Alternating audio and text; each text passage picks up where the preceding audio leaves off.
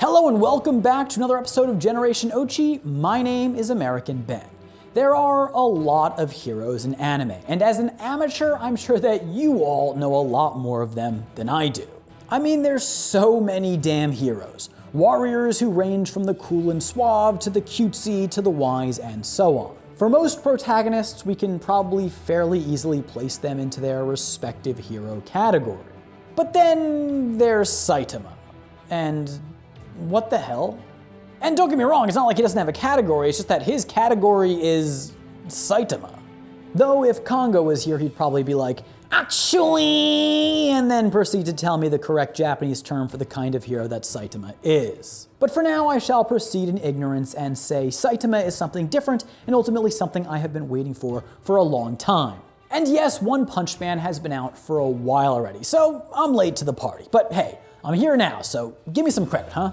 It was actually Alan who suggested I watch One Punch Man a few years ago, and Alan definitely isn't a die-hard fan of anime. His basic explanation for why he likes this show specifically is that it's, as he says, anime made for people who don't like anime.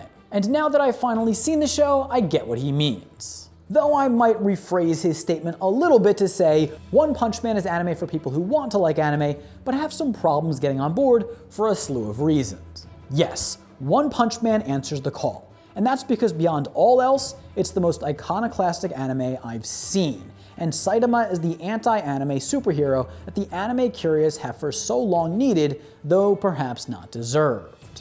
I don't really think any of us deserve Saitama. He's goddamn precious. My problem with a lot of anime series has always been that they take themselves too seriously. Often, even when an anime is making fun of its characters, it does so in an overly garish and vain way.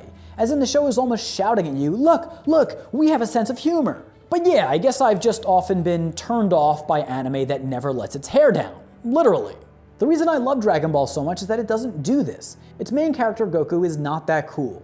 His hair is dopey, and he wears a boring orange jumpsuit for almost the entire series. Following my first experience with Dragon Ball, I found myself continually running into anime with super serious characters, donning sleek uniforms and sporting highly stylized hair, as if they are vehement about fitting weekly appointments at an upscale salon into their busy schedules filled with battles against existential threats. But Goku just kind of seems like he rolls out of bed in the morning and gets to hero work. I don't like tools in real life, so I'm not gonna like them in anime either. Shut up, you're a tool, anime rules! But then there's One Punch Man, and its semi-enthusiastic hero Saitama, who's arrived to save the day, both in his world, which is plagued by all sorts of supervillains, and in the real world, where we are tasked with carefully selecting what to watch among an endless trove of anime. Yes, One Punch Man has plenty of super serious, cool-looking characters with stylish hair who are capable of all sorts of epic attacks in battle. But all of them kind of suck. And they're basically put into this world to be used as cannon fodder for the alien beasts that wreak havoc on Earth citizens on a daily basis. Their pretty faces get torn apart, their one-liners don't ever go over well, and they lose fights all the time. In One Punch Man, the type of characters who would normally be the heroes in other anime become the court jesters. And Saitama, well, he's probably by far the most powerful human being alive, and he just kind of doesn't care. He's bored because he's never met someone who can withstand the cosmic weight of his punches. So he walks around completely unexcitable, almost accidentally nihilistic in disposition, and just kind of kills the bad guys. There's no ups and downs where he almost loses and then wins, or any other cliche moments we've come to expect from anime in which the hero is facing low odds of victory in some way, and then magically finds a way to overcome his obstacles and win. No, Saitama just kills everyone and then walks away. And he does it all while bald. I'm talking Krillin level bald. No showy hairstyle for teen viewers of the show to envy and mimic.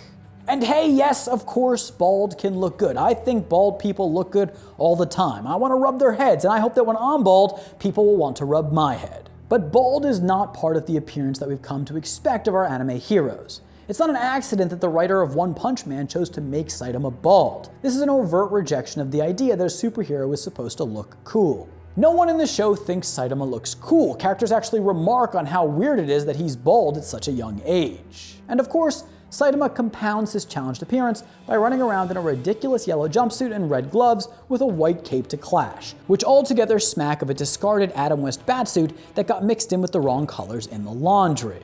Yet, Saitama is extraordinarily powerful because why not? Why do we have to be locked into this perpetual cycle of powerful hero is strong but finds stronger enemy, finally becomes stronger than stronger enemy, beats him, and then finds another enemy that's even stronger, rinse and repeat? Nah, again, Saitama just shows up, punches, and leaves. And where all of the other characters in the show have those epic moves I mentioned before, I love that one of Saitama's special attacks is called consecutive normal punches. So straightforward and unpretentious. I'm glad that move wasn't called Mega Dragon Strike Fist or something else stupid like that. As far as his personality goes, Saitama is just kind of blah, and it's hilarious. He isn't deeply passionate about saving the day, he doesn't constantly share his philosophy or articulate his moral principles. He even wants to be seen as a hero by the public, but not in a vain sort of way. He's not egotistical either. He just kind of seems to consider becoming a hero as something he should do because what else is there to do? At the same time though, the show doesn't overdo it in trying to make Saitama some sort of unscrupulous anti-hero who unwittingly is thrust into the role of savior. No, Saitama is truly good, but in an effortless and kind of mysterious way. When he defeats the Deep Sea King after the other heroes were felled by the monster, Saitama witnesses people start to question the abilities of the defeated heroes because after all, if this lowly C-class hero was the one to take on the villain, what does that say about the higher ranked heroes who couldn't? Without much hesitation, Saitama convinces the people that he was only able to defeat the monster because it had been worn down by the other heroes first.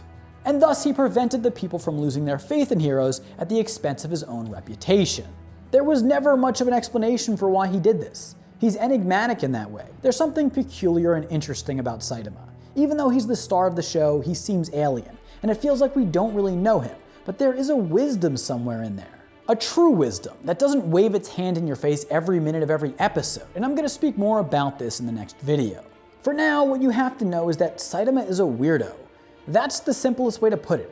He's so weird, he's hard to understand.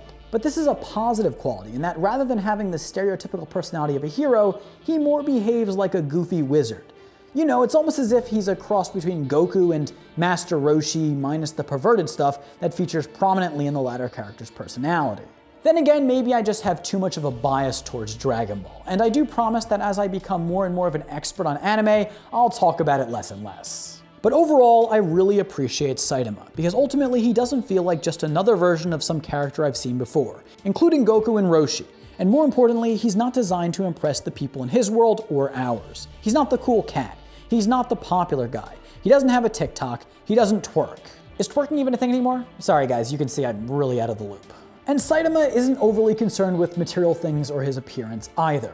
Though definitely don't make fun of him for being bald. That will upset him and perhaps even make him throw a tantrum. But such is only another example of what makes this character so peculiar and yet so special. So keep on burning it all down, Saitama. You're doing important work.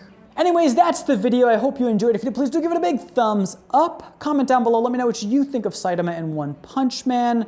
Subscribe to this channel. We're really excited about it and it's growing fast. Hit that notification bell so you don't miss a thing. For now, my name is American Ben, Generation Ochi. Peace.